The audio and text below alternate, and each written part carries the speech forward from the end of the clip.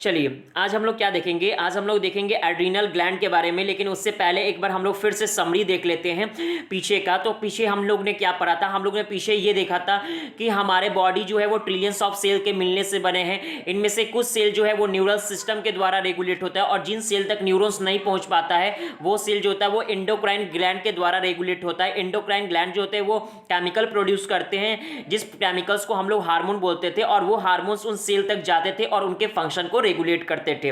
उसके बाद फिर हम लोग क्या देखे थे, उसके बाद हम लोग देखे थे कि दो तरह के ग्लैंड होते हैं, एक्सोक्राइन और एंडोक्राइन ग्लैंड। एक्सोक्राइन ग्लैंड उनको बोलते हैं जिनके पास डक्ट नहीं थे, डक्ट थे, और एंडोक्राइन ग्लैंड उनको बोलते हैं जिनके पास डक्ट नहीं थे। ठीक, उसके बाद हम लोग क्या देखे, उसके बाद हार्मोन का दो डेफिनेशन पढ़े। हार्मोन एक ओल्ड डेफिनेशन, दूसरा न्यू डेफिनेशन। ओल्ड डेफिनेशन के अनुसार ये माना जाता था कि हार्मोन जो होता है ये एक केमिकल्स होता है जो कि प्रोड्यूस कहां से होता है, एंडोक्राइन ग्लैंड के द्वारा। जबकि अगर न्यू डेफिनेशन की बात करें तो न्यू डेफिनेशन ऐसा कुछ नहीं बोलता है कि हार्मोन उन्हीं को बोलेंगे जो केवल एंडोक्राइन ग्लैंड के द्वारा सिक्रीट होगा। उन न्यू डेफिनेशन के अनुसार सिंपल डेफिनेशन ये है कि हार्मोन एक नॉन न्यूट्रिएंट केमिकल होता है जो कि इंटरसेलुलर मैसेंजर, यानी एक कोशिकाओं से दूसरे कोशिकाओं तक मैसेज को ले आने और ले जाने का काम करता है, और ट्रेस अमाउंट में प्रोड्यूस होता है। ठीक, नए डेफिनेशन आने के बाद बहुत सारे केमिकल्स को हम लोग हार्मोन बोलने लगे जो कि एंडोक्राइन ग्लैंड के द्वारा सिक्रीट तो होता था, उनको तो पहले से बोलते ही थे। नॉन एंडोक्राइन ग्लैंड के द्वारा सिक्रीट होने वाले केमिकल को भी हम लोग हार्मोन बोलना शुरू कर दिए।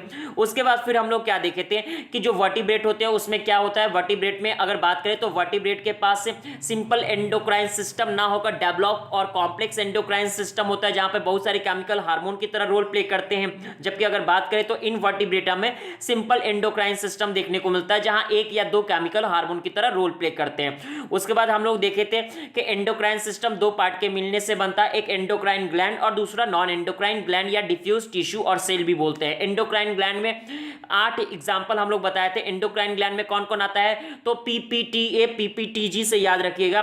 Pituitary, pineal, thyroid, adrenals, parathyroid, pancreas. उसके बाद हम लोग क्या देखे थे, उसके बाद हम लोग थाइमस और gonadotropin, testis in male and ovary in female. Non endocrine में क्या आता है, तो नॉन एंडोक्राइन ग्लैंड में अगर बात करें तो उसमें आता है gastrointestinal tract, liver, kidney, heart, ये सभी आता है। फिर उसके बाद हम लोग देखे थे हाइपोथैलेमस के बारे में। हाइपोथैलेमस जो होता है वो डाइनसेफेलॉन का बेसल पार्ट होता है। डाइनसेफेलॉन में कौन कौन आता था, तो थैलमस और आपका हाइपोथैलेमस आता था। ठीक है, जो कि फोर ब्रेन का पार्ट होता है। ठीक, उसके बाद फिर हम लोग क्या देखे थे, फिर उसके बाद हम लोग देखे थे कि हाइपोथैलेमस के पास न्यूरोसिक्रेटरी सेल होता है, उनके ग्रुप को न्यूक्लियाई बोलते हैं। ये सिक्रीट करते हैं जिस केमिकल को, उनको हाइपोथैलेमिक हार्मोन बोलते हैं। हाइपोथैलेमिक हार्मोन दो तरह के होते हैं, एक इनहिबिटिंग नेचर के, दूसरे रिलीजिंग नेचर के।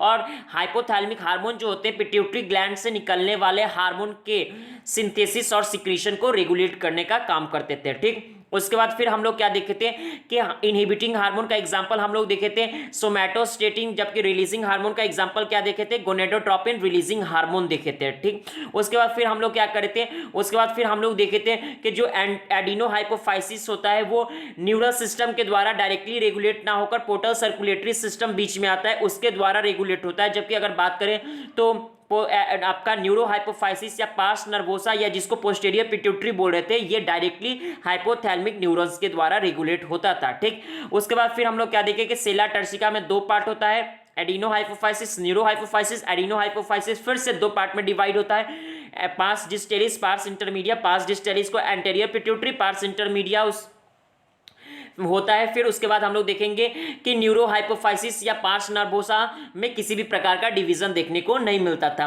अगर बात करें हम लोग एंटेरियर पिट्यूटरी का, तो एंटेरियर पिट्यूटरी से 6 हार्मोन रिलीज होता था, growth hormone, prolactin hormone, thyroid stimulating hormone, adrenocorticotropic hormone, follicular stimulating hormone और ल्यूटिनाइजिंग हार्मोन। जबकि पार्स इंटरमीडिया से मिलानोसाइट स्टिम्युलेटिंग हार्मोन रिलीज होता था।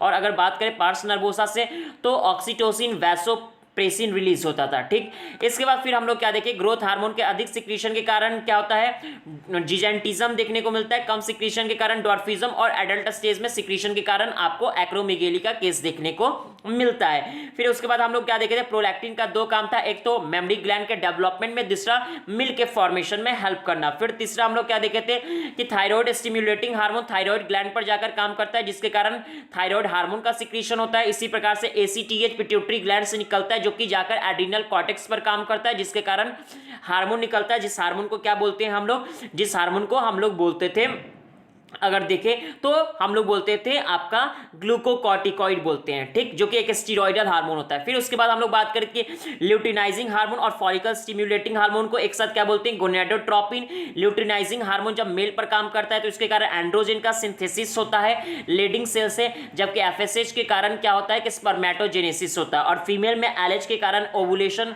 इंड्यूस होता है, जबकि अगर एफएसएच के कारण हम लोग देखते हैं तो फॉलिकल में डेवलपमेंट और ग्रोथ होता है। उसके बाद हम लोग बात किए थे कि मेलानोसाइट स्टिम्युलेटिंग हार्मोन जो पार्स इंटरमीडिएट सिक्रीट होता था, ये मेलानोसाइट सेल पर काम करता है, जिसके कारण मेलानिन पिगमेंट सिक्रीट होता है और ये बॉडी के पिगमेंटेशन को रेगुलेट करता है। जबकि वैसोप्रेसिन और ऑक्सीटोसिन जो होता है पोस्टीरियर पिट्यूटरी से रिलीज होता है। ऑक्सीटोसिन के कारण क्या होता है कि स्मूथ मसल्स में कॉन्ट्रैक्शन होता है at the time of delivery of baby या चाइल्ड बोल सकते हैं। और अगर दूसरा अगर देखें तो वैसोप्रेसिन के कारण वाटर और इलेक्ट्रोलाइट का रीअब्जॉर्प्शन होता है from the latter part of the tubule से, ठीक, जिसके कारण आपको बीमारी नहीं होता है, जिस बीमारी को हम लोग क्या बोलते थे, डायबिटीज मिलाइटस ना बोलकर डायबिटीज इंसिपिडस बोलते थे। डायबिटीज मिलाइटस चिनिया वाली बीमारी को बोलते हैं, और जब वाटर का लॉस होता है बॉडी से अधिक तो उसको बोलते हैं डायबिटीज इंसिपिडस, ठीक। तो एडीएच आपको डायबिटीज इंसिपिडस से बचाता है वाटर के और इलेक्ट्रोलाइट के रीअब्जॉर्प्शन के द्वारा, ठीक। उसके बाद हम लोग थायराइड ग्लैंड पढ़े, पैराथायराइड ग्लैंड पढ़े। उसके बाद हम लोग क्या पढ़े, उसके बाद हम लोग पढ़े थे थाइमस ग्लैंड। अब हम लोग पढ़ने वाले हैं एड्रीनल ग्लैंड। तो ज्यादा हम लोग पूरा डिस्कस ना करके एक छोटा सा रिव्यू देखिए। अब हम लोग देखते हैं एड्रीनल ग्लैंड। तो ध्यान से देखिए, हम लोग जानते हैं कि एड्रीनल ग्लैंड जो है वो कहाँ प्रेजेंट होता है, किडनी के एंटीरियर पार्ट पर प्रेजेंट होता है। जैसे कि ये फिगर में देख सकते हैं, किडनी के एंटीरियर पार्ट पर एड्रीनल ग्लैंड प्रेजेंट होता है, ठीक। ये एड्रीनल ग्लैंड को जब हम खोलेंगे तो इसमें दो पोर्शन होता है। पहले बीच वाले पोर्शन को हम लोग बोलते हैं एड्रीनल मेडुला, और साइड वाले पोर्शन को बोलेंगे एड्रीनल कॉर्टेक्स। देखिए बायो में कोई भी जो साइड वाला पोर्शन होता है उसको बोलते हैं कॉर्टेक्स, और बीच वाले पोर्शन के लिए मेडुला टर्म का यूज करते हैं, ठीक। अब देखिए ध्यान से, हम लोग देखेंगे कि हमारे बॉडी में our body has one pair of adrenal gland. सबको मालूम है कि वन पेयर किडनी है तो वन पेयर एड्रीनल ग्लैंड भी होगा। प्रत्येक किडनी के एंटीरियर पार्ट पर एक एक एड्रीनल ग्लैंड होगा, ठीक, one at the anterior part of each kidney. The gland is compose of two type of tissue. ये जो ग्लैंड है वो दो प्रकार के टिश्यू से बना हुआ है। जो बीच में लोकेटेड टिश्यू होता है उसको क्या बोलते हैं, एड्रीनल मेडुला, जैसा कि अभी दिखाए हैं, ठीक। And outside lie the adrenal cortex, और जो साइड में लाई करता है टिश्यू उसको बोलते हैं एड्रीनल कॉर्टेक्स। फिर से देखिए फिगर, ये साइड में जो लाई करता है उसको बोल रहे हैं येलो कलर से, उसको बोल रहे हैं हम लोग एड्रीनल कॉर्टेक्स बोल रहे हैं, और जो बीच में लाइक कर रहा है इसको क्या बोलते हैं, इसको बोलते हैं एड्रीनल मेडुला लिखा हुआ है, ठीक। आया बात समझ में, ठीक। चलिए देखते हैं आगे। अब होता क्या है, ध्यान सुनिए, जैसा कि आपको पहले ही बता चुके हैं कि होता क्या है कि एड्रीनल कॉर्टिकोट्रोपिक हार्मोन जो होता है वो जाकर काम करता है एड्रीनल कॉर्टेक्स पर, जिसके कारण एक ग्लूकोकॉर्टिकॉइड हार्मोन सिक्रीट होता है। आ रहा बात समझ में। अब होता क्या है कि अंडर प्रोडक्शन ऑफ हार्मोन, जब ग्लूकोकॉर्टिकॉइड सिक्रीट नहीं होता है, और ग्लूकोकॉर्टिकॉइड का काम क्या होता है, कार्बोहाइड्रेट के मेटाबॉलिज्म को रेगुलेट करना। आ रहा बात समझ में। तो जब ग्लूकोकॉर्टिकॉइड का प्रोडक्शन जो होता है वो कम होता है, यानी अंडर प्रोडक्शन मतलब कि एक लेवल से कम होना, एड्रीनल कॉर्टेक्स से ग्लूकोकॉर्टिकॉइड का प्रोडक्शन जब कम होता है तो जिसके कारण कार्बोहाइड्रेट का मेटाबॉलिज्म है वो चेंज हो जाता है। आ रहा बात समझने, यानी कार्बोहाइड्रेट का मेटाबॉलिज्म चेंज हो जाता है। चेंज कहने का मतलब क्या होता है कि चेंज कहने का मतलब है कि ग्लाइकोजन है वो ग्लूकोज में कन्वर्ट नहीं हो पाता है। अब ग्लाइकोजन ग्लूकोज में कन्वर्ट नहीं हो पाएगा तो एटीपी नहीं बनेगा, और एटीपी नहीं बनेगा तो आपको क्या लगेगा, वीकनेस लगता है, आपको बॉडी को थकावट लगता है, और इस बीमारी को बोलते हैं एडिशन डिजीज। आ रहा है बात समझने। तो एडिशन डिजीज किसके कारण होता है, तो बोल सकते हैं कि ग्लूकोकॉर्टिकॉइड के कम सिक्रीशन होने के कारण होता क्या है कि ग्लूकोकॉर्टिकॉइड को कम सिक्रीशन होने के कारण आपका ग्लाइकोजन ग्लूकोज में कन्वर्ट नहीं हो पाता, और ग्लूकोज में जब कन्वर्ट नहीं होगा तो एटीपी का सिंथेसिस नहीं होगा। एटीपी का सिंथेसिस नहीं होगा तो एनर्जी नहीं मिलेगा, एनर्जी नहीं मिलेगा तो आप काम नहीं कर पाइएगा, और इससे आपका बॉडी कमजोर होगा, फैटिक मतलब थकावट महसूस होगा, और इस बीमारी को बोलते हैं एडिशन डिजीज, ठीक। चलिए आगे बढ़ते हैं हम लोग। अब ध्यान से सुनिए, एड्रीनल मेडुला से दो हार्मोन सिक्रीट होता है। कौन कौन, एड्रीनलिन, नॉर एड्रीनलिन, या इसी का दूसरा नाम है एपिनेफ्रिन और norepinephrine. The adrenal medulla secrete two hormone, adrenaline और एपिनेफ्रिन इसी का नाम है। दूसरा नॉर एड्रीनलिन, या इसी का दूसरा नाम है नॉर एपिनेफ्रिन, और दोनों को एक साथ क्या बोलते हैं, कैटेकोलामाइन, यानी adrenaline plus nor adrenaline is equals to catecholamine, ठीक। Adrenaline nor adrenaline are rapidly secrete in response to stress any kind of during emergency situation, यानी कि एड्रेनलिन और नॉर एड्रेनलिन जो होते हैं वो काफ़ी तेज़ी से सिक्रीट होते हैं जब आप कभी अधिक तनाव में रहते हैं या जब इमरजेंसी सिचुएशन होता है, उस केस में काफ़ी तेज़ी से सिक्रीट होते हैं। इसलिए एड्रेनलिन और नॉर एड्रेनलिन को हम लोग इमरजेंसी हार्मोन या हार्मोन ऑफ फाइट या फ्लाइट भी बोलते हैं। कहने का मतलब कि जैसे कि आप अधिक सोचते हैं, तनाव में रहते हैं एग्जाम के प्रेशर के कारण, तो क्या होगा कि उस समय क्या होता है कि आपके बॉडी के अंदर एड्रेनलिन और नॉर एड्रेनलिन सिक्रीट होता है। या फिर कभी आपके सामने अचानक से शेर आ गया, ठीक, तो आप क्या हो जाइएगा, आप डर जाइएगा, ठीक, वहां पर इमरजेंसी कंडीशन आ जाएगा और उस समय क्या होगा कि एड्रेनलिन और नॉर एड्रेनलिन सिक्रीट होगा। इस हार्मोन के कारण हम लोग देखते हैं कि क्या क्या इफेक्ट देखने को मिलता है। तो इन दोनों हार्मोन के कारण क्या होगा कि सबसे पहले जैसे कि सपोज कीजिए एक मानते हैं कि आप जंगल में गए, ठीक, आप घूम रहे, पीछे से अचानक से शेर आ गया, ठीक, तो क्या होगा कि आपके बॉडी में आप जैसे ही देखिएगा आप तुरंत डर जाइएगा, ठीक है, और डरने के कारण क्या होगा कि आपके बॉडी में तुरंत सिक्रीट होने लगेगा एड्रेनलिन और नॉर एड्रेनलिन दोनों हार्मोन, ठीक, और इन हार्मोन के कारण आपका गूज बम हो जाएगा, यानी आपके अगर बात करें तो बॉडी पर जो हेयर है वो खड़े हो जाते हैं। दूसरा अगर बात करें हम लोग तो आपका आईलिड जो होता है वो क्या हो जाता है, वो डायलेट कर जाता है, ठीक। तीसरा अगर बात करें तो बॉडी से स्वेट निकलने लगता है, पसीना निकलने लगता है। चौथा आपका हार्ट तेजी से धड़कने लगता है। पांचवा अगर बात करें तो आपको काफ़ी एनर्जी की रिक्वायरमेंट होती है, यानी ग्लाइकोजन है वो ग्लूकोज में कन्वर्ट होने लगता है। रेस्पायरेशन रेट बढ़ जाता है, एनर्जी की रिक्वायरमेंट है इसलिए रेस्पायरेशन रेट बढ़ जाता है। तो ये सब केस जो है वो कब देखने को मिलता है, ऐसे कंडीशन में, या तो जब आप अधिक तनाव में रहते हैं या फिर कोई इमरजेंसी सिचुएशन आ जाता है जहां पर आप काफ़ी इमरजेंसी कंडीशन में आ जाते हैं, वहां पर ये दोनों हार्मोन जो है वो सिक्रीट होता है और उन दोनों हार्मोन के कारण ये सभी आपके कंडीशन देखने को मिलते हैं। आ रहा है बात समझ में? चलिए देखते हैं। इसलिए इस हार्मोन को हार्मोन और इमरजेंसी हार्मोन बोल सकते हैं या हार्मोन ऑफ फाइट या फ्लाइट। कहने का मतलब कि ये हार्मोन तब सिक्रीट होते हैं जहां पर आपके पास दो ही कंडीशन होता है, या तो आप उससे फाइट कर लीजिए या फिर उससे फ्लाइट कर लीजिए, यानी भाग जाइए, ठीक। जैसे कि एग्जाम है तो एग्जाम के प्रेशर के कारण क्या है, आप अधिक तनाव में हैं, ठीक, तो उसके कारण आपके पास दो हार्मोन सिक्रीट होगा, एपिनेफ्रिन, नॉर एपिनेफ्रिन। आ रहा है बात समझ में? ठीक, तो यहां पर आपके पास स्थिति क्या बनती है, यहां पर आपके पास ये कंडीशन है कि या तो आप उससे फाइट कर लीजिए। आ रहा है बात समझे? इसी प्रकार से अगर आप शेर को देखें तो क्या हुआ, आपके बॉडी में एपिनेफ्रिन, नॉर एपिनेफ्रिन रिलीज होने लगा, तो वहां पर आपके पास क्या कंडीशन है कि आप भाग जाइए, या तो फाइट कर लीजिए या फिर फ्लाइट कर जाइए। आ रहा है बात समझ? तो ये हार्मोन जो होते हैं वो वही उसी केस में सिक्रीट होते हैं जहां पर आपके पास दो ऑप्शन रहता है, या तो फ्लाइट या फिर फाइट। आ रहा है बात समझ में? तो इनका इफेक्ट क्या क्या देखने को मिलता है, तो these hormone increase, in hormone के कारण आप अलर्ट हो जाते हैं। प्यूपिल जो होता है आपका डायलेट कर जाता है। Piloerection, rising of hair जो होता है राइज कर जाता है। स्वेट निकलने लगता है, स्वेट मतलब कि बॉडी से पसीना आने लगता है। Both the hormone increase the heart beat, दोनों हार्मोन के कारण हार्ट बीट क्या होता है, बढ़ जाता है। इसके अलावा हार्ट का जो कॉन्ट्रेक्शन होता है उसका रेट बढ़ जाता है, रेस्पायरेशन का रेट बढ़ जाता है इन दोनों हार्मोन के कारण। इसके अलावा इन दोनों हार्मोन के कारण ब्रेकडाउन ऑफ ग्लाइकोजन जो होता है वो ब्रेक करने लगता है ग्लूकोज में, breakdown of glycogen into glucose, जिसके कारण ग्लूकोज का कंसंट्रेशन ब्लड में बढ़ जाता है। In addition they also breakdown of lipid and protein, इनके अलावा इन हार्मोन के कारण लिपिड और प्रोटीन का भी क्या होने लगता है, ब्रेकडाउन होता है। ठीक, अब हम लोग देखते हैं एड्रिनल कॉर्टेक्स। एड्रिनल कॉर्टेक्स जो होता है वो 3 लेयर में डिवाइड है, जैसा कि अभी पिक्चर में देखे थे। साइड वाले पोर्शन को क्या बोल रहे थे, एड्रिनल कॉर्टेक्स। देखिए यहां पर ध्यान से, ये साइड वाले पिक्चर को क्या बोल रहे हैं, एड्रिनल कॉर्टेक्स। एड्रिनल कॉर्टेक्स में 3 लेयर होता है। कौन कौन, तो सबसे पहले हम लोग देखते हैं कि adrenal cortex can be divided into 3 layer. इनमें 3 लेयर होता है। पहला जोना रेटिकुलरिस जो सबसे अंदर की ओर होता है। दूसरा कौन सा होता है, जोना फेसिकुलाटा जो कि मिडिल लेयर होता है। और तीसरा कौन सा होता है, जोना ग्लोमेरुलोसा जो कि आउटर लेयर होता है। इसको आप इस तरह से भी याद कर सकते हैं, GFR। अगर आप किडनी पढ़े होंगे तो वहां पर आता है ग्लोमेरुलर फिल्ट्रेशन रेट। ठीक, तो G सबसे बाहर में आ रहा है, तो सबसे बाहर वाला लेयर कौन सा होगा, जोना ग्लोमेरुलोसा। बीच में F आ रहा है तो बीच वाला लेयर फेसिकुलाटा, और R अंदर में आ रहा है इसलिए उसको बोलते हैं रेटिकुलरिस। आ रहा है बात समझ में?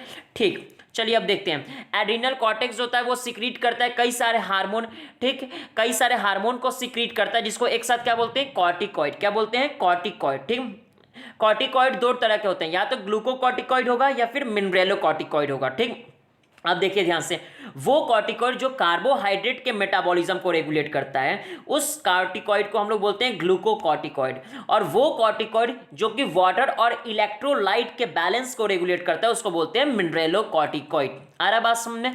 तो चलिए देखते हैं, the corticoid which are involve in carbohydrate metabolism, यानी वो कॉर्टिकॉइड जो इन्वॉल्व होता है आपके कार्बोहाइड्रेट के मेटाबॉलिज्म में, उसको बोलते हैं ग्लूकोकॉर्टिकॉइड। और हमारे बॉडी में जो ग्लूकोकॉर्टिकॉइड होता है वो कौन सा होता है, कॉर्टिसोल होता है। कौन सा ग्लूकोकॉर्टिकॉइड प्रेजेंट होता है, कॉर्टिसोल। यानी ग्लूकोकॉर्टिकॉइड का एग्जांपल क्या हो गया, कॉर्टिसोल, ठीक। हमारे बॉडी में, in our body, cortisol is the main glucocorticoid. आ रहा बात समझने?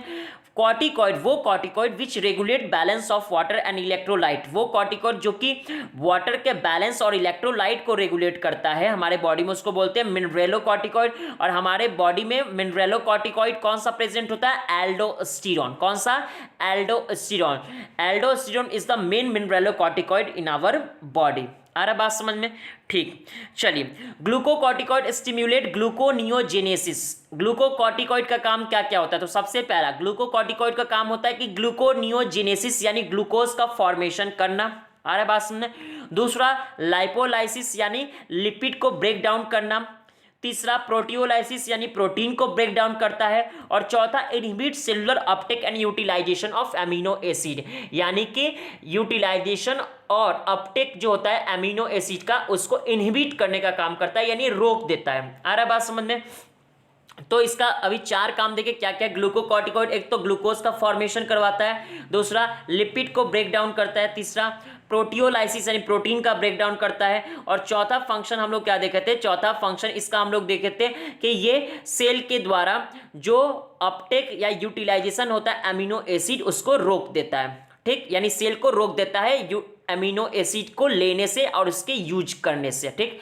इसके अलावा कॉर्टिसोल जो होता है वो इन्वॉल्व होता है कार्डियोवैस्कुलर सिस्टम को मेंटेन रखने में। कार्डियोवैस्कुलर सिस्टम मतलब कि हमारा बोल सकते हैं कि जो सर्कुलेटरी सिस्टम होता है, जिसमें हार्ट आता है, हार्ट आ गया, ब्लड वेसल, ये सभी को एक साथ बोलते हैं कार्डियोवैस्कुलर सिस्टम को रेगुलेट करता है। इसके अलावा हमारे किडनी फंक्शन को भी क्या करता है, मेंटेन करने का काम करता है, ठीक।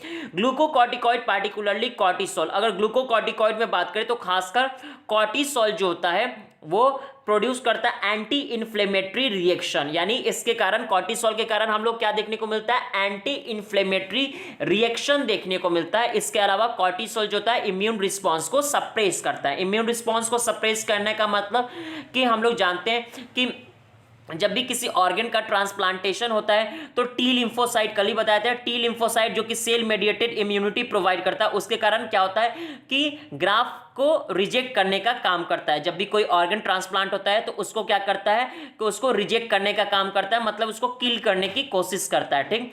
तो हम लोग क्या करते हैं कि हम लोग ट्रांसप्लांटेशन के बाद डॉक्टर दवा देता है, डॉक्टर दवा में क्या देता है, कॉर्टिसोल हो गया, कॉर्टिसोल देता है। कॉर्टिसोल से क्या होता है कि इम्यून रिस्पॉन्स जो होता है उसको सप्रेस कर देता है कॉर्टिसोल, यानी कि इम्यून रिस्पॉन्स को सप्रेस करना कहने का मतलब कि वो टी लिम्फोसाइट को दबा देता है, बोलता है कि तुम शांत रहो, अभी उसको मत मारो ऑर्गन को। इसी को बोलते हैं सप्रेस ऑफ इम्यून रिस्पॉन्स, यानी इम्यून रिस्पॉन्स को क्या कर देता है, कम कर देता है, जिसके कारण ऑर्गन जो है आपका बचा हुआ रहता है, वो डिस्ट्रॉय या खत्म नहीं हो पाता है। आ रहा बात समझे?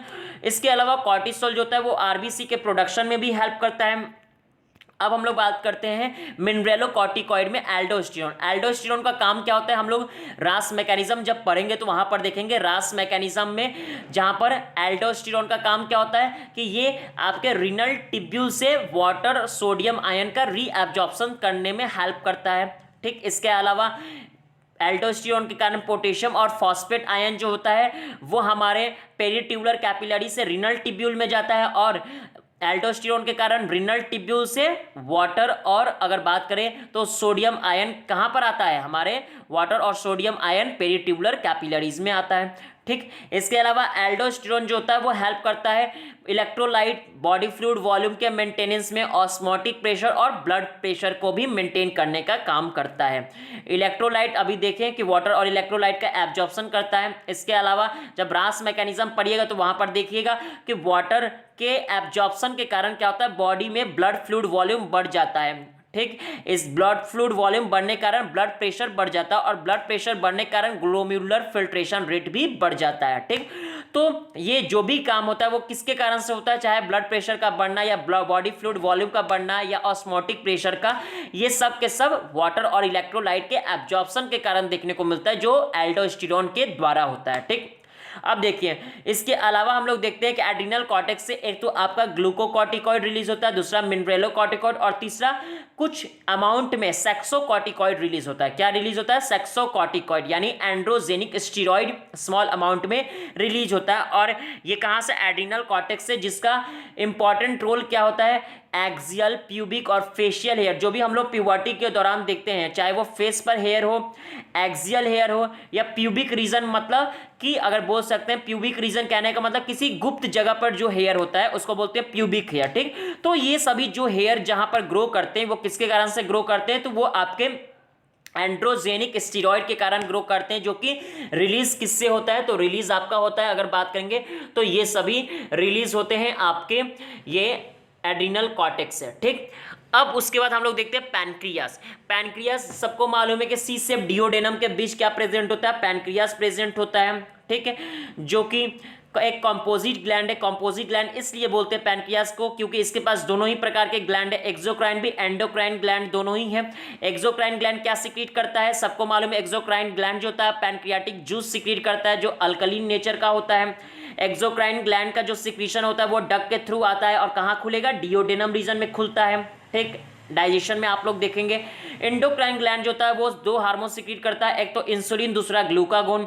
ठीक, ये जो दोनों हार्मोन है इंसुलिन और ग्लूकागोन जो है वो कैसे रिलीज होते हैं, तो वो डायरेक्टली ब्लड में रिलीज होते हैं बिना किसी डक्ट के। अब ध्यान से देखिए, एंडोक्राइन जो पोर्शन होता है पैनक्रियास का, इनके पास आइलेट ऑफ लैंगरहैंस होता है। क्या होता है, आइलेट ऑफ लैंगरहैंस, जहां पर 1 से 2 million islet of Langerhans present होते हैं। यानी कि हम लोग बोलेंगे कि जो एंडोक्राइन पोर्शन होता है पैनक्रियास का, वहां पर 1 से 2 million islet of Langerhans cell present होते हैं। और इनमें दो प्रकार के सेल होते हैं आइलेट ऑफ लैंगरहैंस में, एक अल्फा सेल और दूसरा बीटा सेल।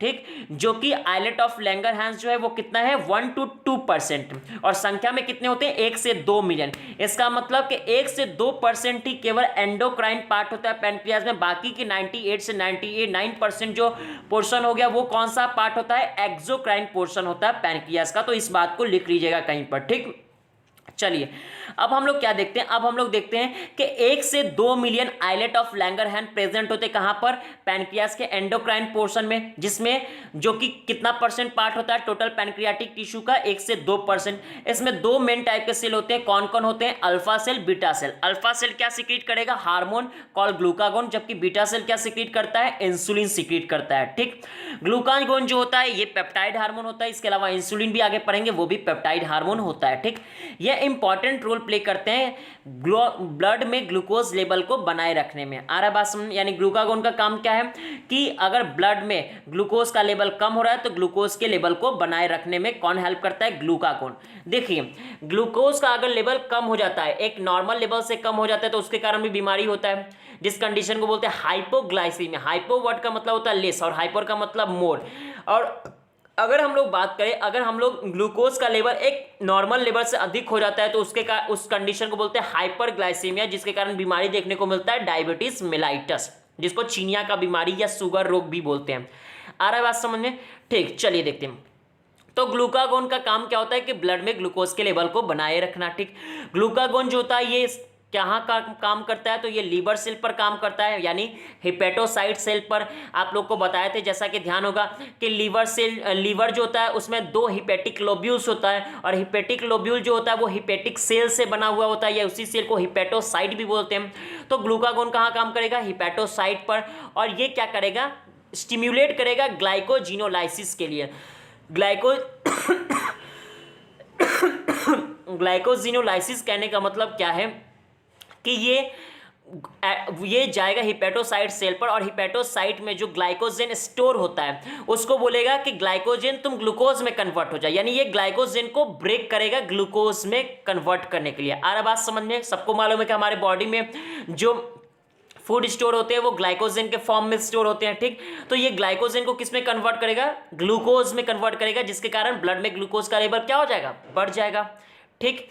इसके अलावा हम लोग क्या देखते हैं, और ब्लड में ग्लूकोज का लेवल बढ़ाता है, इसलिए हम लोग इसको हाइपरग्लाइसेमिया भी बोलते हैं या हाइपरग्लाइसेमिक हार्मोन भी बोलते हैं। आ रहा बात समझ में? क्योंकि ये क्या कर रहा है? ब्लड में ग्लूकोज के लेवल को बढ़ाता है। तो पहला काम हो गया कि ये आपके हिपेटोसाइट सेल पर जाएगा और उनमें मौजूद ग्लाइकोजन को किसमें कन्वर्ट करेगा? ग्लूकोज में, जिसके कारण आपके ब्लड में ग्लूकोज का लेवल बढ़ जाएगा। इसके अलावा दूसरा काम क्या होता है कि ये ग्लूकोनियोजेनेसिस करता है। ग्लूकोनियोजेनेसिस मतलब ग्लूकोज का फॉर्मेशन करता है, जिसके कारण वापस से ब्लड में ग्लूकोज का लेवल बढ़ जाता है। और तीसरा काम क्या होता है कि सेल के द्वारा जो ग्लूकोज को लिया जाता है उसको लेने से रोक देता है, यानी glucagon reduce the cellular glucose uptake and utilisation, यानी ग्लूकोज के अपटेक और यूटिलाइजेशन को क्या करता है? ग्लूकागोन रोक देता है, जिसके कारण ग्लूकोज जो है वो ब्लड में ही बना रहता है, ब्लड से सेल या टिश्यू में नहीं जा पाता है। और इस प्रकार से ये क्या करता है कि ब्लड में ग्लूकोज के लेवल को बढ़ाने का काम करता है। इसलिए ग्लूकागोन को हाइपरग्लाइसेमिक हार्मोन भी बोलते हैं। हाइपर का मतलब मोर, और ग्लाइसेमिक जो वर्ड है वो ग्लूकोज है, तो ग्लूकोज को बढ़ाने का काम कर रहा है, इसलिए इसको क्या बोलते हैं? हाइपरग्लाइसेमिक हार्मोन भी बोलते हैं, ठीक। अब इसके बाद हम लोग क्या देखेंगे? इसके बाद देखेंगे इंसुलिन। इंसुलिन कैसा है? इंसुलिन जो होता है ये भी एक पेप्टाइड हार्मोन है, जिसका काम क्या होता है कि ब्लड में ग्लूकोज को होमियोस्टेसिस में बनाए रखना। होमियोस्टेसिस कहने का मतलब कि अगर ग्लूकोज जो है वो बढ़ता है तो उसको कम करना। आ रहा बात समझ? इसी को बोलते हैं होमियोस्टेसिस में बनाए रखना, ठीक। इंसुलिन जो होता है ये भी एक पेप्टाइड हार्मोन है, ठीक। ये कहां पर काम करेगा? तो ये भी वापस से हिपेटोसाइट और एडिपोसाइट में काम करेगा। हिपेटोसाइट अभी देखे थे लीवर के सेल पर, ये भी काम करेगा। और दूसरा एडिपोसाइट, एडिपोसाइट उस सेल को बोलते हैं जो एडिपोज टिश्यू में प्रेजेंट होता है। जैसा कि सबको मालूम है हमारे स्किन के नीचे एडिपोज टिश्यू होता है जिसमें फैट स्टोर होता है। आ रहा बात समझे? और उन सेल को, एडिपोज टिश्यू के सेल को क्या बोलते हैं? एडिपोसाइट। तो एडिपोसाइट और हिपेटोसाइट दोनों पर काम करेगा and enhance cellular glucose uptake and utilisation. और इसका पहला काम क्या होगा कि वो क्या करता था? आपका ग्लूकागोन यूटिलाइजेशन, अपटेक और यूटिलाइजेशन को रोकता था। और ये क्या करेगा? ये बोलेगा सेल को कि सेल तुम लोग जल्दी जल्दी ब्लड से ग्लूकोज को लो। आ रहा बात समझ? यानी इनहांस मतलब बढ़ा देता है, सेल या टिश्यू के द्वारा ग्लूकोज के अपटेक और यूटिलाइजेशन को बढ़ा देता है, जिसके कारण ग्लूकोज जो है वो ब्लड से कहां जाने लगता है? मूव करने लगता है सेल और टिश्यू की ओर, ठीक। तो वही लिखा हुआ है as a result there is rapid movement, जिसके कारण रैपिड मूवमेंट होता है ग्लूकोज का, कहां से कहां? फ्रॉम ब्लड टू हिपेटोसाइट और एडिपोसाइट, जिसके कारण result in decrease blood glucose level, जिसके कारण क्या होता है? ब्लड में ग्लूकोज का लेवल क्या हो जाता है? कम हो जाता है। और इसलिए इसको बोलते हैं हाइपोग्लाइसेमिया। इसको क्या बोलते हैं? हाइपोग्लाइसेमिया। हाइपो मतलब लेस, ग्लाइसेमिया मतलब ग्लूकोज। ये ग्लूकोज को ब्लड में कम कर रहा है, इसलिए इसको क्या बोलते हैं? हाइपोग्लाइसेमिया।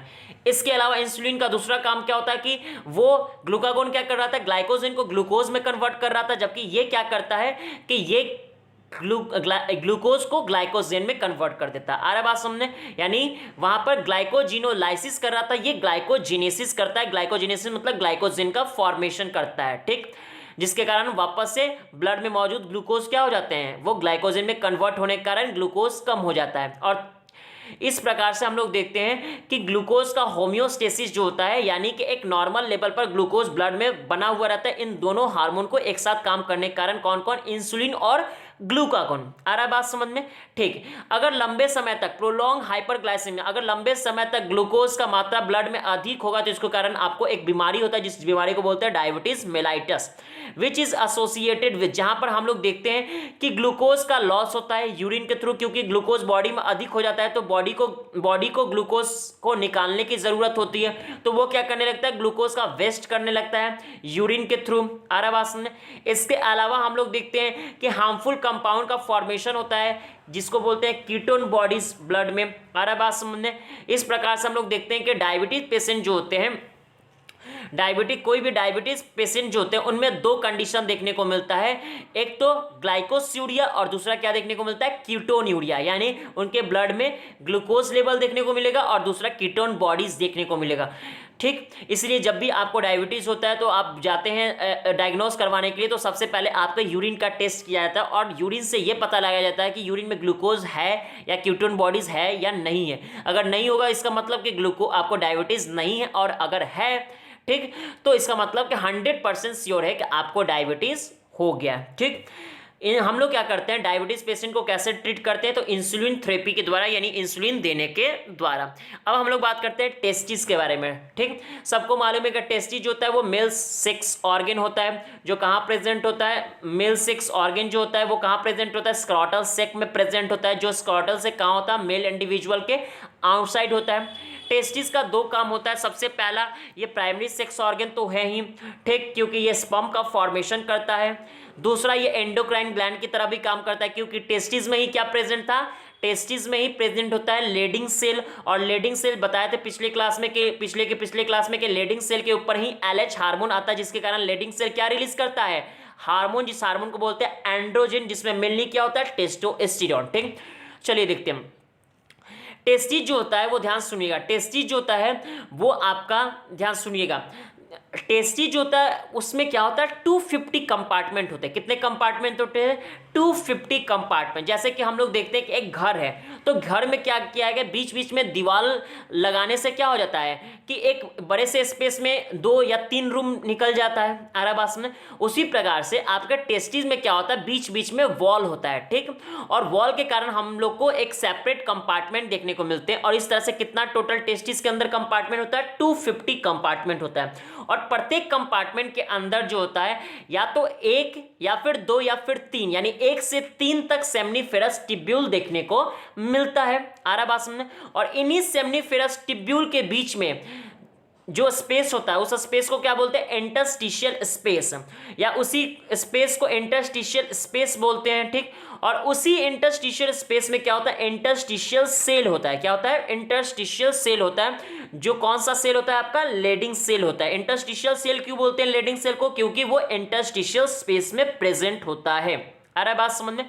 ठीक, ये लेडिंग सेल जो होता है और ये लेडिंग सेल या इसको इंटरस्टिशियल सेल बोलते हैं, ये कहाँ प्रेजेंट होता है, इंटरट्यूबुलर स्पेस, यानी 2 सेमनीफेरस टिब्यूल के बीच प्रेजेंट होता है, जो क्या प्रोड्यूस करता है, ग्रुप ऑफ हार्मोन प्रोड्यूस करता है, जिस ग्रुप ऑफ हार्मोन को क्या बोलते हैं, एंड्रोजन, जिसमें मेनली क्या होता है, टेस्टोस्टेरोन। ठीक, अब ध्यान से देखिए एंड्रोजन का काम क्या होता है, तो एंड्रोजन का काम होता है डेवलपमेंट में, मैचुरेशन में, मेल एक्सेसरी सेक्स ऑर्गन को उनके फंक्शन के मैचुरेशन में और डेवलपमेंट में काम होता है। जैसे कि एपिडिडाइमिस हो गया, वास डिफरेंस हो गया, सेमाइनल वेसाइकल हो गया, प्रोस्टेट ग्लैंड हो गया, यूरिथ्रा हो गया, इनके फंक्शन मैचुरेशन में और डेवलपमेंट में किसका रोल होता है, एंड्रोजन का।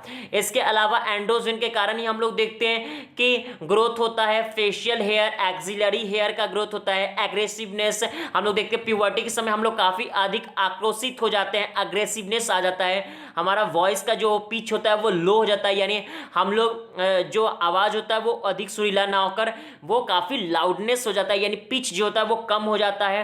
ठीक, इसके अलावा एंड्रोजन का मेजर रोल क्या होता है, स्पर्मेटोजेनेसिस में बताए थे आपको कि एफएसएच जो होता है वो स्पर्मेटोजेनेसिस में हेल्प करता है, लेकिन एफएसएच के साथ साथ एंड्रोजन भी स्पर्मेटोजेनेसिस में हेल्प करता है। तो तीसरा काम क्या हो गया कि एंड्रोजन होता है वो मेजर रोल प्ले करता है स्पर्मेटोजेनेसिस में, यानी स्पर्मेटोजुआ के फॉर्मेशन में। इसके अलावा एंड्रोजन के कारण ही हमें सेक्सुअल बिहेवियर या सेक्सुअल फीलिंग आता है। आ रहा बात समझे, जब एंड्रोजन आपके सीएनएस पर जाकर काम करता है, ठीक, तो इसके कारण आपको मेल सेक्सुअल बिहेवियर देखने को मिलता है, जिसको बोलते हैं लिबिडो। क्या बोलते हैं, मेल सेक्सुअल बिहेवियर के लिए बोलते हैं लिबिडो वर्ड का यूज करते हैं, इसको टिक कर लीजिएगा। ठीक, दिस हार्मोन, इसके अलावा इसका पांचवा काम क्या होता है कि ये जो हार्मोन होता है इसके कारण हमें एनाबॉलिक इफेक्ट, यानी हम लोग देखते हैं कि प्रोटीन और कार्बोहाइड्रेट का सिंथेसिस होता है, प्रोटीन और कार्बोहाइड्रेट का फॉर्मेशन होता है, किसके कारण से, तो एंड्रोजन के कारण हमारे बॉडी में। आगे बात समझना। अब हम लोग क्या देखेंगे, ओवरी। अब हम लोग देखने वाले हैं ओवरी के बारे में। ठीक, तो हम लोग जैसा कि जानते हैं कि फीमेल में क्या होता है, पेयर ऑफ ओवरी होता है, जो कहाँ लोकेटेड होता है, एब्डोमेन में। ठीक, ये जो ओवरी होता है प्राइमरी फीमेल सेक्स ऑर्गन है। वापस से फिर से क्यों प्राइमरी फीमेल सेक्स ऑर्गन बोल रहे हैं, क्योंकि ये क्या बनाता है, फीमेल गैमेट को बनाती है, ओवम जिसको बोलते हैं। ठीक, ये प्रोड्यूस करते हैं आपके ओवरी, एक ओवम प्रत्येक मेंस्ट्रुअल साइकिल के दौरान। ठीक, और ये बात ध्यान रखिएगा कि अल्टरनेट मैनर में ओवम प्रोड्यूस होता है, मतलब कि दो ओवरी होता है, एक लेफ्ट और एक राइट, ठीक। तो पहली बार अगर लेफ्ट वाले ओवरी ने ओवम प्रोड्यूस किया तो अगली बार अगले मंथ में, अगले मेंस्ट्रुअल साइकिल में राइट वाला ओवरी ओवम प्रोड्यूस करेगा, फिर लेफ्ट फिर राइट। इस प्रकार से अल्टरनेट मैनर में क्या होता है, ओवरी जो होता है वो ओवम प्रोड्यूस करता है, ठीक। ओवरी जो होता है वो प्रोड्यूस करता है दो हार्मोन, एक तो एस्ट्रोजन और दूसरा प्रोजेस्टेरोन, और ये किस नेचर के होते हैं, एस्टेरॉयडल नेचर के होते हैं, ठीक। ओवरी जो होता है वो दो पार्ट के मिलने से बनता है, एक तो फॉलिकल, दूसरा स्ट्रोमल टिश्यू। जैसे वहां पर पढ़े थे हम लोग, थायराइड ग्लैंड जो होता है वो भी दो पार्ट के मिलने से बनता है, एक तो फॉलिकल और दूसरा स्ट्रोमल टिश्यू। वैसा ही यहाँ भी फॉलिकल और स्ट्रोमल टिश्यू। एस्ट्रोजन जो होता है वो सिंथेसाइज होता है या सिक्रीट होता है ग्रोइंग ओवेरियन फॉलिकल के द्वारा। यानी हम लोग जानते हैं कि जब फॉलिकल मैच्योर करता है, यानी प्राइमरी फॉलिकल से सेकेंडरी फॉलिकल, सेकेंडरी से टर्शियरी, टर्शियरी से ग्राफियन या मैच्योर फॉलिकल बन रहा होता है, तो उसी दौरान क्या होता है कि इस ग्रोइंग ओवेरियन फॉलिकल के द्वारा एस्ट्रोजन का सिक्रीशन होता है, ठीक। इसके बाद अगर बात करें, जबकि अगर बात करें प्रोजेस्टेरोन, तो प्रोजेस्टेरोन हम लोग देखे थे कि होता क्या है, हम लोग पहले पढ़ चुके थे कि एलएच के कारण फीमेल में क्या होता है, ओवुलेशन होता है, फुल्ली मैच्योर या ग्राफियन फॉलिकल का ओवुलेशन होता है, और ओवुलेशन के बाद दो स्ट्रक्चर बनता है, एक तो कॉर्पस ल्यूटियम और दूसरा सेकेंडरी उस साइड। जैसे कि बता भी चुके हैं, अगर लाइन से सीरीज आप फॉलो कर रहे होंगे तो आपने उसमें देखा होगा कि बता चुके हैं कि जैसे एक अंडा है, तो अंडा को जब फोड़ते हैं तो एक तो छिलका निकलता है और दूसरा क्या होता है, उसके बीच वाला यॉक निकलता है, ठीक। तो यॉक को मानिए सेकेंडरी उस साइड, और आप छिलके को मानिए क्या मानिएगा, उसको कॉर्पस ल्यूटियम। वैसे ही जब ओवुलेशन होता है तो क्या होता है कि फॉलिकल जब रप्चर करता है, ग्राफियन या मैच्योर फॉलिकल जब रप्चर करता है, टूटता है, तो उनसे दो स्ट्रक्चर बनता है, एक तो कॉर्पस ल्यूटियम और दूसरा बनता है सेकेंडरी उस साइड। तो जो कॉर्पस ल्यूटियम होता है वही क्या सिक्रीट करता है, प्रोजेस्टेरोन हार्मोन को सिक्रीट करता है, ठीक। इसके बाद हम लोग देखते हैं कि एस्ट्रोजन जो होता है उसका क्या क्या काम होता है। तो एस्ट्रोजन जो होता है उसका वाइड रेंज ऑफ एक्शन देखने को मिलता है। जैसे जितने भी फीमेल में कैरेक्टर देखने को मिलते हैं वो सब के सब एस्ट्रोजन के कारण ही देखने को मिलते हैं। जैसे कि ग्रोथ होना, या फीमेल सेकेंडरी सेक्स ऑर्गन के एक्टिविटी का ग्रोथ होना, या development of growing ovarian follicle. Ovarian follicle जो होता है, ओवेरियन फॉलिकल का भी ग्रोथ कहीं ना कहीं एस्ट्रोजन के कारण ही होता है। इसके अलावा फीमेल में जो भी सेकेंडरी सेक्स कैरेक्टर देखने को मिलता है, जैसे हाई पिच ऑफ वॉइस हो गया, या इसके अलावा मेमोरी ग्लैंड का डेवलपमेंट, ये सब किसके कारण से होता है, एस्ट्रोजन के कारण से ही होता है। फीमेल में जो सेक्सुअल बिहेवियर को रेगुलेट करता है वो कौन करता है, एस्ट्रोजन ही रेगुलेट करता है, ठीक। इसके अलावा हम लोग देखते हैं कि प्रोजेस्टेरोन जो होता है वो प्रेगनेंसी को सपोर्ट करता है, और आपको मालूम होगा कि प्रोजेस्टेरोन जो होता है वो प्रेगनेंसी के दौरान ही रिलीज होता है, प्रेगनेंसी के दौरान रिलीज नहीं होता है। अगर बात करें हम लोग तो प्रोजेस्टेरोन जो होता है वो कहीं ना कहीं प्रेगनेंसी को सपोर्ट करने का काम करता है, ठीक। और ये किसके द्वारा रिलीज होता है, तो ये कॉर्पस ल्यूटियम के द्वारा रिलीज होता है। और एक बात हमेशा ध्यान रखिए कि प्रोजेस्टेरोन हार्मोन जो होता है ये प्रेगनेंसी के दौरान बना हुआ रहता है, जिसलिए इसको हम लोग प्रेगनेंसी हार्मोन भी बोलते हैं, ठीक। प्रोजेस्टेरोन इसके अलावा जो होता है वो मेमोरी ग्लैंड पर काम करता है, और मेमोरी ग्लैंड पर काम करने के दौरान मेमोरी ग्लैंड जो होता है उसमें एल्ब्यूलाई होता है, जो कि एक सैक लाइक स्ट्रक्चर होता है जिसके अंदर मिल्क स्टोर होता है। ध्यान रखिएगा, दो जगह एल्ब्यूलाई पढ़ते हैं, एक तो आप breathe in exchange of gases में जब देखिएगा तो वहां पर एल्ब्यूलाई पढ़ते हैं, ब्रोंकियोल से अराइज होता है। और दूसरा हम लोग क्या देखते हैं, यहाँ पर एल्ब्यूलाई जो कि एक सैक लाइक स्ट्रक्चर होता है मेमोरी ग्लैंड में जिसमें मिल्क स्टोर होता है। तो एल्ब्यूलाई का फॉर्मेशन किसके कारण से होता है, प्रोजेस्टेरोन के कारण से होता है। इसके अलावा प्रोजेस्टेरोन के कारण मिल्क का सिक्रीशन भी होता है। आ रहा बात समझ में। आप लोग देखे होंगे कि प्रेगनेंसी के दौरान क्या होता है कि मेमोरी ग्लैंड जो होता है और भी फीमेल में डेवलप कर जाता है। इसके अलावा अगर बात करें तो मिल्क का सिक्रीशन होता है आपके प्रोजेस्टेरोन के कारण। यहाँ पर एक बात ध्यान सुनिएगा कि अगर पूछता है कि मिल्क का सिक्रीशन या इजेक्शन किसके कारण से होता है और ऑक्सीटोसिन दिया हुआ है, तो सबसे पहला आप ऑप्शन मारिएगा ऑक्सीटोसिन, और ऑक्सीटोसिन नहीं दिया हुआ है तो उस केस में क्या मारना है, आपको प्रोजेस्टेरोन मारना है, ठीक। तो आज हम लोग यहीं तक रखते हैं। उसके बाद अगले नेक्स्ट क्लास में हम लोग hormones of heart, kidney and GIT के बारे में पढ़ेंगे। तब तक की गुड बाय।